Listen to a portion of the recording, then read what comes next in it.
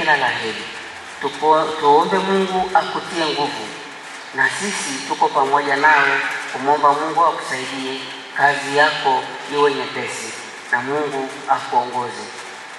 Kumbuka tu, naomba sana jambo hili, swala la maombi liwe kwako kipaumbele wakati unapoanza majukumu yako, ili Mungu akuongoze daima. Nikuombe upokee salamu za Mheshimiwa Rais, wewe pamoja na washirika wa kisasa.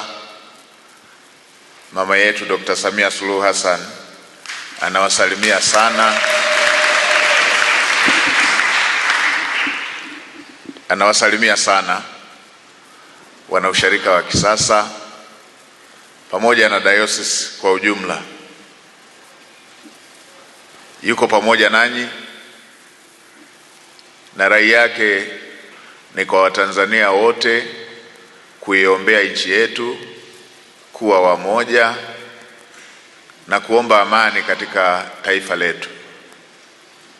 Mheshimiwa Baba Askofu, ni dhahiri kwamba pasipo amani hatuwezi kutekeleza majukumu mengine yeyote yale.